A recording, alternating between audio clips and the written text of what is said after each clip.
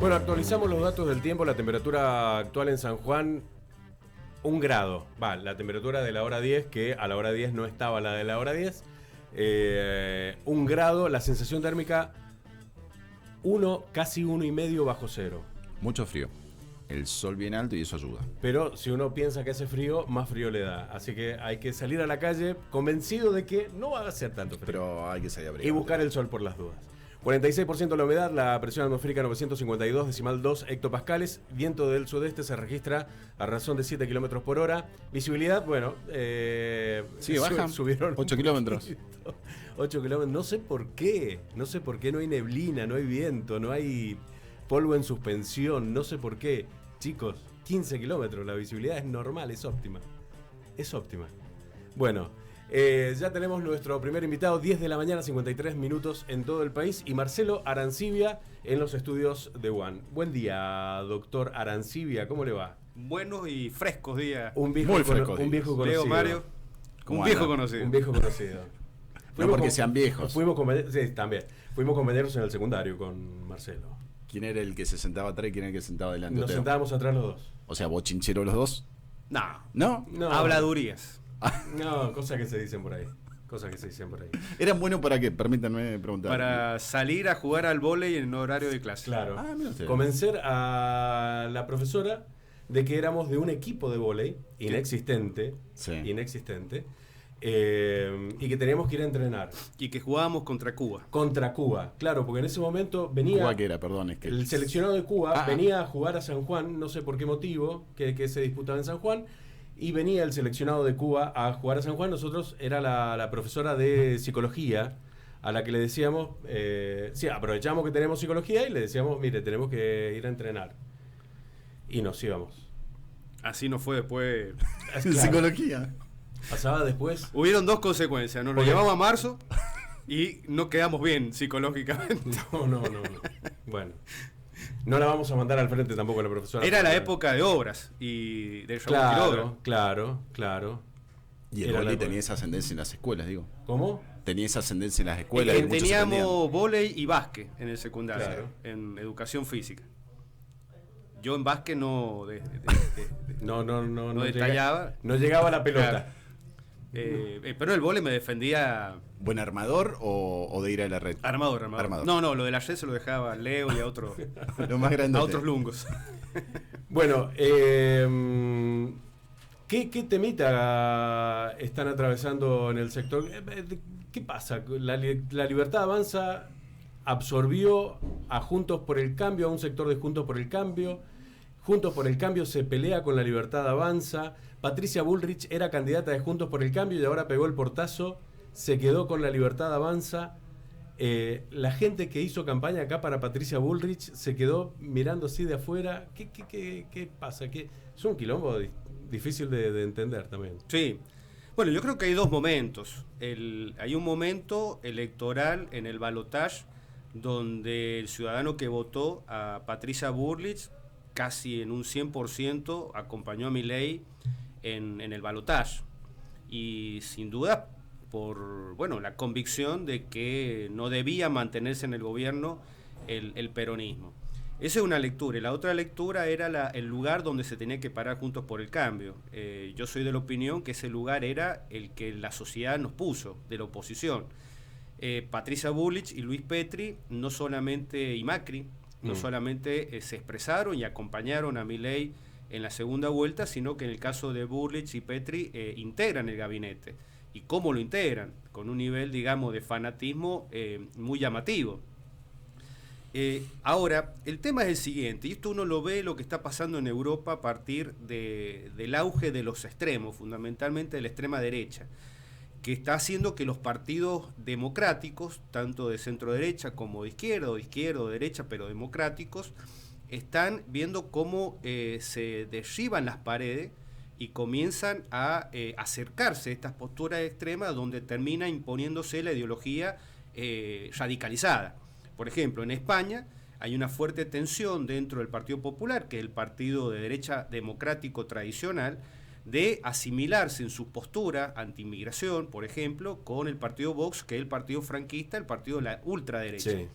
Y esto es grave, es delicado, porque en definitiva la democracia termina siendo socavada desde adentro por los extremos. Esto se ha visto en Estados Unidos con Trump y cómo ha hecho del Partido Republicano un partido extremista en muchas de sus posturas ideológicas y políticas. Y bueno, en Argentina esto está sucediendo. Era algo que uno leía, veía, teorizaba como un fenómeno que ocurría en Europa o en América del Norte o en Brasil con Bolsonaro, pero con Milei ha llegado. La ultraderecha está en Argentina instalada, y esto significa que ha habido un cambio de paradigma político muy fuerte, muy grande en el país. Vos fijate que ya no se habla, no se discute o no se piensa la política en Argentina como peronismo o antiperonismo, lo que ha sucedido en los últimos 80 años, sino que estamos entrando en un terreno donde se discute, bueno, libertarismo o anarcocapitalismo, o está en contra o está en favor. Y creo que hay otro fenómeno que no veíamos del cambio de la naturaleza política desde el 83. En el 83 la Argentina hizo un quiebre con ese país que admitía el terrorismo de Estado, la violencia política, y con el nunca más se dijo basta. A partir de la llegada de Milei hay un cambio de concepción de lo que es el Estado y de lo que es la política, y me parece que la actitud de Bullrich no contribuye a contener que el país no se vaya a los extremos, porque en definitiva tuvimos mucho autoritarismo hasta el 10 de diciembre del año pasado, y lo penoso es que esto continúa. Marcelo, ¿llegó para quedarse? ¿Es un momento de la política y de los tiempos, esto de la ultraderecha? ¿Es el argentino cansado del peronismo, de las malas prácticas del peronismo? Yo creo que el fenómeno llegó para quedarse, y creo que al justicialismo le pasó como al radicalismo en el 2001. El fracaso de sus gestiones hace que la sociedad los deje a un costado y avance. El problema que tenemos ahora es que enfrente de este gobierno libertario no hay una oposición alternativa que genere en la ciudadanía confianza y credibilidad, de modo tal de contener este avance. Vos fijate, hoy Milei viaja a Brasil a un encuentro de la ultraderecha de Bolsonaro, ya lo había hecho en Europa. A los dirigentes políticos uno los puede caracterizar y entender en su vínculo internacional. Cuando Néstor o Cristina se juntaba con Chávez, cuando Cristina manifestaba públicamente su admiración por la China de Xi Jinping o con Putin, vos te das cuenta de que eso estaba muy lejos de una visión democrática de tu sociedad y por lo tanto de la política y de la economía. Cuando Milei se junta y va a un congreso internacional a España con toda la ultraderecha europea, con Le Pen en Francia, con Alternativa por Alemania, que son un partido que reivindica a Hitler, o Meloni, que es heredera del partido político que es la continuidad de Mussolini. Bueno, vos te das cuenta que el tipo tiene rasgos fascistas, y esto hay que empezar a decirlo. Y esto no significa que uno entienda el cambio que la sociedad dio, porque el modelo económico y político de los últimos 20 años colapsó. Y lo que emergió, uno trabajó para que fuera una expresión democrática, pero lo que surgió de esto es una expresión de ultraderecha, que hoy nos gobierna. Ahora, todos queremos que le vaya bien, porque casi que es matemática. Cuando a un país le va mal económicamente, los extremos crecen. Entonces, acá la modulación sería que el país normalice su situación económica, pero que permita el surgimiento de algo que se tiene que construir, que es una opción política democrática, de un centro ferozmente democrático para contener los extremos que ha permitido que una sociedad acostumbrada a vivir en la grieta lo ha normalizado. Por ejemplo, cuando te dicen, bueno, Javier es así, la normalización de un presidente que humilla, que maltrata, violento, que es violento, que no respeta los derechos de las minorías. Ha mandado una comisión a la OEA para discutir la Agenda 2030, que tal vez es de las mejores expresiones que las Naciones Unidas ha hecho en los últimos tiempos para lograr igualdad de género, para combatir el cambio climático, para establecer, bueno, ciertas políticas que destierren, creo que el peor fenómeno que ha generado el capitalismo después de la caída del muro de Berlín, que es un profundo proceso de desigualdad en la distribución de la renta. Bueno, la Agenda 2030 es un gran acuerdo multilateral para combatir esas cuestiones. Bueno, él ha mandado tal vez a la abogada que mayor expresa la concepción del derecho, por ejemplo, en el ámbito de la familia, de la ultratumba o del medioevo argentino. Una persona que escribe que hay que revertir la ley de divorcio, revertir la ley de matrimonio igualitario, revertir el tema del aborto. Entonces, atrás de lo que todos queremos, que es resolver la macroeconomía, hay un programa que está en consonancia con este avance de las ultraderechas en el mundo. Sí, hay una diferencia también entre lo que es la derecha, para muchos es ultraderecha lo de Milei, para otros no lo es tanto, es más conservador que ultraderecha, y tiene que ver su diferencia con los europeos o con los norteamericanos, que son derechas o ultraderechas que son muy nacionalistas, salvo el caso de Macron, pero por ejemplo, Le Pen, que mencionabas recién, son muy nacionalistas. Y hay un vuelco muy grande a nivel internacional de las derechas nacionalistas, de defender lo suyo. No es el caso de Milei, que tiene una vocación entreguista absoluta de los recursos naturales, de los bienes del Estado. Hay una diferencia marcada ahí, digo, entre la gente con la que se junta Milei en Europa al gobierno que está llevando adelante. Bueno, yo lo sacaría a Macron de la ultraderecha, y si mañana no, pero derecha sí. Sí, pero una derecha democrática. Es decir, nos puede gustar o no Macri, pero Macri es una derecha democrática, no tiene estas posturas extremista, digamos, radicalizada que expresa Milei y su sector político.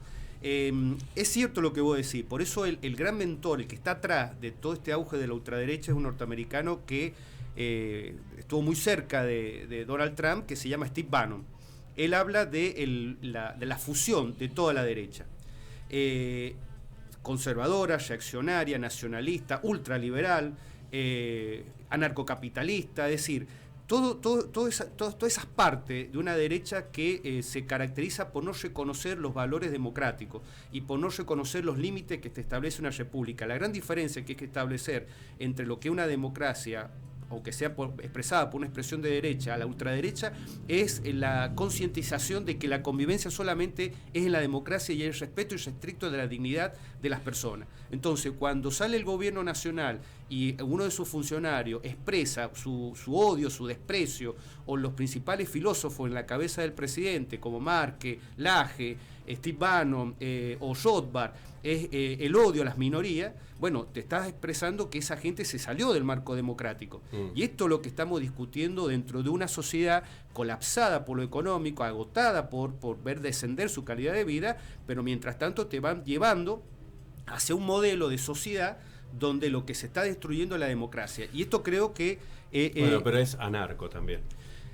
A ver, bueno, el presidente dice que es anarco, pero vos vas a analizar la situación económica y la política que está llevando adelante. Nosotros estamos siendo objeto de un ajuste ortodoxo, aumento de impuestos y motosierra del gasto público, freezer de deudas que tiene el Estado y licuación de eso, y además el mantenimiento del impuesto país, el no salir del cepo cambiario. En realidad, en términos económicos, poco ha cambiado, simplemente Milei está haciendo lo que tal vez otros gobiernos, digamos, con un margen para que el ajuste no fuera tan tremendo, no quisieron hacer para evitar el costo social. Pero todo esto dentro de un discurso y con ideas que son realmente, creo yo, peligrosas para la democracia. Marcelo, ¿cómo se entiende que tenga el apoyo popular que hoy tiene Milei, que San Juan sea una de las 5 provincias donde tiene mayor imagen positiva, o sea, que apoya la gestión de Milei, cuando el boleto, por ejemplo, en San Juan pasó de 60 a 560 pesos, donde muchos dejaron la prepaga y volvieron a la obra social sindical, donde dejaron el colegio privado y volvieron a lo público? Digo, que empezó a faltar la plata en la casa y sin embargo ese apoyo sigue siendo muy alto. Porque la sociedad considera que lo que hemos vivido ha sido peor de esta realidad. Y esto, si no se admite, bueno, no le vamos a encontrar la vuelta a la salida. Acá lo que colapsó fueron 20 años de un modelo económico que dejó de que la Argentina creciera y que distribuyera equitativamente la renta. Está bien, pero en la práctica la gente tenía su platita en el bolsillo para cubrir algunos gustitos y demandas que tenía. Pero que no te daba un horizonte de vida ahí digna. Está claro, pero ¿Cuál es el piso de ese aguante que le hace la gente a Milei? Porque tengo la impresión que el tarifazo... La esperanza es algo, lleva 6 meses y cada vez tiene menos plata en el bolsillo, mucha gente. La esperanza no se explica por cuestiones racionales, sino emocionales. Nosotros venimos de un proceso que ha generado mucho daño a la sociedad. El encierro de la cuarentena, la inflación y esta inflación. Nosotros hace 12, 15 años que vivimos en esta inflación, un país que no crece y que vive en inflación y que ha generado un empobrecimiento generalizado en la sociedad. Nosotros tenemos, o sea, que ahora tengamos 60% de la ciudadanía por debajo de la línea de pobreza, bueno, hasta hace 6 meses teníamos el 45%. La sociedad creo que, aceptó la propuesta radicalizada de Milei porque advirtió que la situación como estaba no daba para más. Ahora, el tema es que la sociedad comienza a advertir, bueno, ansiedad. ¿Por qué? Y porque el costo del ajuste no permite ver la luz al final del túnel. Si vos a la esperanza que algo intangible lo enfrentás con los datos duros de la realidad, tenés una inflación que seguramente en junio va a crecer más del 5%. Tenés una recesión que ya es hiperrecesión, caída en todos los índices de la producción, más pobreza, más indigencia, pero tenés la esperanza porque la gran mayoría de la sociedad argentina entiende que el modelo que hemos dejado atrás no daba para más, o sea, y había fracasado. Se le empieza a acabar el crédito si no da algún volantazo a la política económica y llega un poquito más a la gente. Vos decís que se empieza a terminar esa esperanza. Mirá, nosotros estamos en una situación sumamente delicada. A pesar del exitismo que trata de expresar el presidente, el Fondo Monetario está reclamando una devaluación. El mercado está reclamando una devaluación. Y un fogonazo devaluatorio que incremente la inflación argentina puede cambiar la opinión pública en la Argentina. O sea, estamos en una situación muy delicada. Estamos en una situación muy delicada porque uno lo puede ver en la calle. Gente en una situación de extrema pobreza. Lo que pasa que tal vez no haya una contención ni una orientación de la política para, o sí lo hay en el Congreso, porque en definitiva la ley base no terminó siendo una ley que quería dar vuelta a la Argentina de pie a rabo, y eso no ocurrió. Tal vez porque hubieron algunos bloques que pusieron alguna racionalidad y sacaron algunas cosas que no se justificaban. Ahora, creer que la ley base va a resolver por sí solo el problema de la Argentina es un error. Acá esto se va a resolver cuando la economía la normalicé, te salga del cepo, cambiario, saqué, por ejemplo... Tenés que tener con qué... Bueno, y eso tenés que hacerlo con consenso político. Tiene que haber un consenso político muy amplio y este es un gobierno que considera el diálogo y el consenso como un acto de corrupción. Entonces, ¿esto significa que el Pacto de Mayo es para la foto y no va a resolver nada? ¿No va a llamar a tranquilidad o esa idea de consenso no lo va a tener? Y mirá, no van todos, soy escéptico. Soy escéptico. No van todos. No, bueno, a ver, no creo que el kirchnerismo se preste a ningún acuerdo ni con Milei ni con nadie, porque el kirchnerismo, como el mileísmo, tienen esa lógica de dividir. Ambos son populismo y la lógica del populismo es dividir la sociedad para hacerte fuerte con los que te acompañen y siempre marcando al del frente como un enemigo. Yo creo que en este sentido es para mí una gran preocupación porque no se puede resolver los problemas que tiene la Argentina ni en el corto plazo ni con el nivel de división que tiene el país. Y bueno, el presidente, en vez de colaborar para reconstruir el diálogo, el consenso, la convivencia, bueno, hace todo lo contrario. Y esto lo hemos visto y sabemos que fracasa. Marcelo, Orrego le está dando Ringo Bonavena decía esto de que le sacaban hasta el banquito. Bueno, Orrego se lo está dejando, está no criticándolo, ha sido anfitrión esta semana. ¿Es una hasta ahora? ¿Es porque no le queda otra? ¿Es porque tampoco hay alguna otra alternativa que ser condescendiente con Nación? Bueno, mirá, uno está preso en sus circunstancias. San Juan es una provincia-nación dependiente. Pero una nación que le ha sacado varias cosas. Muchísimas cosas. Y el gobierno tiene una responsabilidad institucional, primero de cumplir la Constitución, que es una relación federal de coincidencia con la nación. esperemos que esto se dé. Pero bueno, yo entiendo que el gobierno provincial deba tener una vinculación de buen diálogo con un gobierno que desprecie el diálogo. Esperemos de que esta visita del presidente, que fue la primera visita como presidente al interior para plantear una política pública, sí, de lo que él detesta, que es el Estado. A mí me genera mucha gracia. El otro día leí a un filósofo chileno decir: ustedes han votado a un tipo que dice que es un topo, que él ha entrado al Estado para destruirlo. Es como si hubiesen votado a un piloto de avión que en pleno vuelo les dice: ¿sabe qué? Odio volar y sabe, mi deseo es estrellar este avión en la primera montaña que me cruce. Bueno, el presidente tiene estas cosas y que, bueno, haber entendido que lanzar un plan de alfabetización a través de la educación pública es lo que el país necesita, que es fortalecer la calidad del Estado. Y la educación pública solamente va a ser, va a consagrar, luchar contra una situación desastrosa que es la educación en general en la Argentina de hace muchísimo tiempo, y es el Estado el que tiene que dar esa respuesta. Bueno, ¿qué va a pasar con el pacto, el acuerdo ahora de mayo, el acta de mayo, que se va a firmar el 9 de julio? Bueno, ahí hay un decálogo de buenas intenciones, que está en toda nuestra Constitución. La cuestión es si hay... que lo cambiaron ahora, también agregaron educación. Han agregado la educación, no han incorporado la lucha a la corrupción, que creo que sería vital en un país donde la degradación moral de sus instituciones y de sus funcionarios ha hecho mella en la Argentina. Pero bueno, todas esas cuestiones que son buenas intenciones solamente se concretan si somos capaces de reconstruir un Estado que ha sido...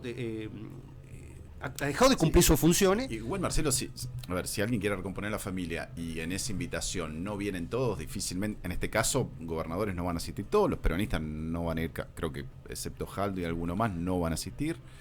¿De qué sirve? Bueno, el problema va a ser los que vayan y después el gobierno continúe con la senda del no diálogo o el desprecio al federalismo. Acá se habla mucho del RIGI. Ahora, ¿quién es la autoridad de aplicación del RIGI? La Nación. La Nación va a habilitar un RIGI a las provincias si se alinean al gobierno nacional, si votan las cosas que ellos proponen en el Congreso, por ejemplo, toda esta cuestión del debate cultural que ellos plantean.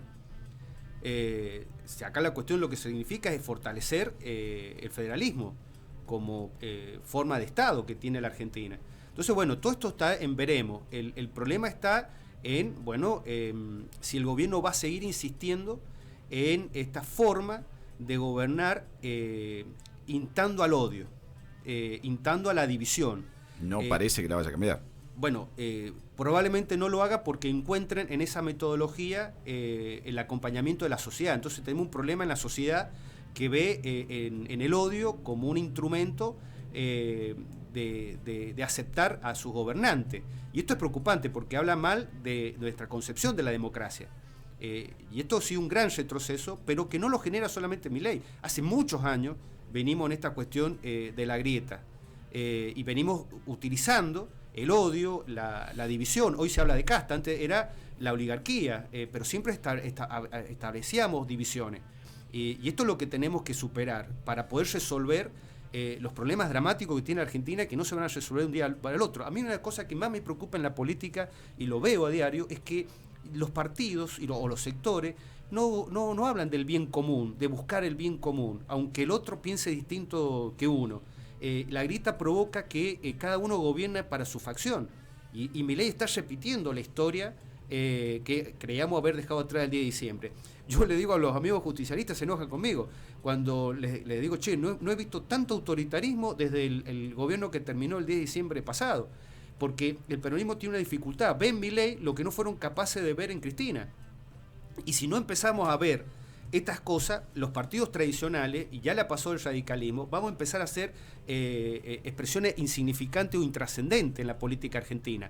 La introducción de la ultraderecha internacional, más allá de todas estas diferencias que bien plantea Leo, por eso se habla de fusiones a la Argentina, ha provocado que nuestro populismo vernáculo, que siempre ha sido el peronismo, sí. Perón decía, bueno, el 20% es socialista, el 30% es radical, la derecha es el 40%, y el periodista le preguntaba, pero general, ¿los peronistas cuántos son? Ah, no, peronistas somos todos. Bueno, esa idea del peronismo como movimiento que abarcaba ideológicamente todo, se ha caído. Esto es un hecho nuevo, por eso cuando me preguntás si esta ultraderecha ha llegado para quedarse, sí, hemos entrado al primer mundo por las peores de las puertas. Pero esto que el peronismo se cayó lo escuchamos en la época de Macri, ¿sí? Y después el peronismo resurgió. Un día Cristina se levantó un sábado a la mañana, dijo el candidato es volvió el peronismo. Y muchos dicen que en esto que cuando los peronistas se pelean, en realidad están pergeneando alguna forma de volver al poder. Yo creo que eso es un mito. Y 40 años de democracia ha provocado que muchos de esos mitos queden en el arcón de los recuerdos. Pero vamos a asistir a un peronismo más de centro-derecha, el peronismo no va a desaparecer, por supuesto, o a qué asistimos en la reconfiguración de este espacio.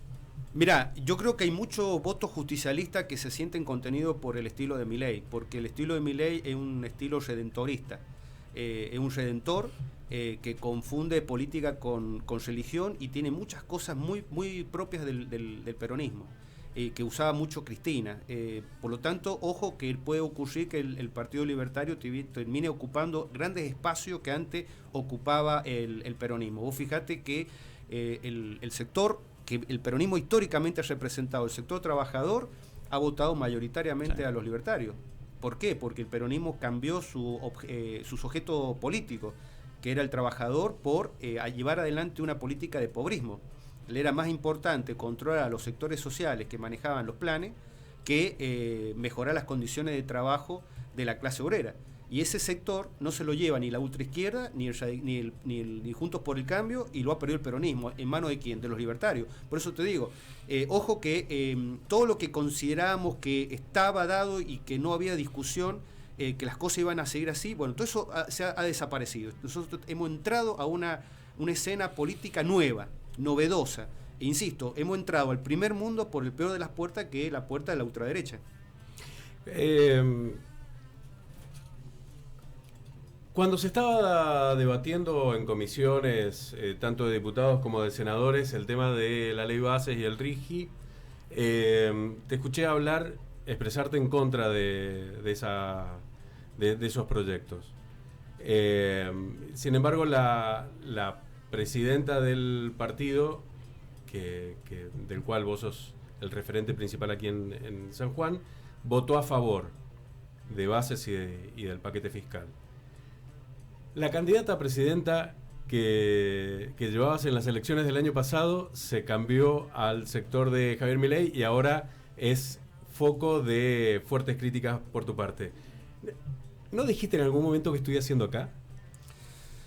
Mira, yo volví a la política electoral después del foro de abogados. Sí. En el 2021 nosotros intentamos construir en la provincia de San Juan un único frente opositor. En ese momento Juntos por el Cambio no lo admitió, no lo aceptó, fuimos divididos. El resultado electoral demostró que estaba maduro la posibilidad del cambio de gobierno. En el 2003 nosotros nos apartamos de Consenso Chigualasto porque advertíamos que ir con Milei era... 2023 era encolumnarse una propuesta que ideológicamente para nosotros era inaceptable porque tiene muchos tintes fascistoides. Pero en la campaña del 2023 comenzamos a ver el cambio de humor de la sociedad. Y decíamos, bueno, Burlich podría representar tal vez la última frontera de una expresión democrática que era Juntos por el Cambio, porque también advertíamos una caída vertiginosa de Rodríguez Larreta en la campaña. Luego, bueno, Burlich hizo algo de lo cual nosotros no nos podemos hacer ni responsables ni la podemos seguir, que era no solamente sumarse al gobierno, sino contribuir a derribar esa frontera entre un espacio político democrático y uno que no lo es. Y ella ha contribuido a esa destrucción y lo estamos viendo ahora en esta discusión interna dentro del PRO, y creo que le hace muy mal a la democracia argentina lo que ha hecho Burlich. Con respecto a Stolbizer y el voto en general del proyecto, nosotros teníamos un dilema. Si esta ley base no salía, se iba a generar una crisis de gobernabilidad en el país donde, no sé, hasta cuándo iba a llegar el gobierno de Milei. Y tal vez nosotros tenemos esta convicción, cuanto peor, peor. Es decir, si entrábamos en una crisis de gobernabilidad porque este presidente no podía sacar una ley, lo que va a venir después puede ser peor de lo que estamos viviendo. Entonces había que darle gobernabilidad. Hay muchas cuestiones de esa ley que nosotros, bueno, que Stolbizer o el bloque, mejor dicho, hacemos coalición federal, donde ella está, votó en contra o planteó modificaciones. En el caso de Rigi, yo te soy sincero, hubiese preferido una reforma tributaria integral, es decir, en definitiva, ¿qué es lo que es Rigi? Las empresas van a pagar, en vez del 35% de ganancia, el 25%, y bueno, bajarlo para todo. Estas empresas van a tener una baja importante de los aranceles de importación, afectando al productor argentino y sanjuanino. Por ejemplo, toda la cadena, todo el andamiaje que en 20 años se ha construido de proveedores mineros va a competir de manera injusta con el importador. Sí. Entonces, bueno, bájaselo para todos los aranceles. Lo que pasa es que bajar aranceles y bajar impuestos va en contra de la política económica del gobierno, que es aumentar, en términos generales, los impuestos y significaría una planificación, un acuerdo a mediano y a largo plazo de bajar el gasto público, porque hoy, si vos bajás impuestos, volvés a tener déficit fiscal y con lo cual vas a tener otra vez inflación. El tema del RIGI, para mí, lo más preocupante es el hecho de que, por ejemplo, San Juan en materia minera ha perdido la posibilidad de disponer de sus recursos. Esto va a depender de un burócrata de la nación. ¿Y qué garantía tenemos los sanjuaninos que ese burócrata mañana diga: a ver, Orrego, ¿querés un RIGI? Vení y firmá la adhesión al Partido Libertario. Esto es preocupante, a mi entender. Pero bueno, había que tomar una decisión política. Lo peor que podía ocurrir a este país es entrar en una senda de la desgobernabilidad en un país donde han desaparecido los partidos políticos, donde la sociedad está en una situación de angustia y donde la situación económica sigue siendo calamitosa. Por lo tanto, había que dar un poco de certidumbre y de tranquilidad, por lo menos del Congreso de la Nación, que ha sido injustamente atacado por el presidente. No solamente los legisladores, la institución es injustamente atacada por el presidente de la Nación. Marcelo, muchas gracias por haber venido. No, por favor, muchísimas gracias a ustedes. Vamos ahora a hacer una pequeña pausa, ya volvemos con más Argentinos de Hoy.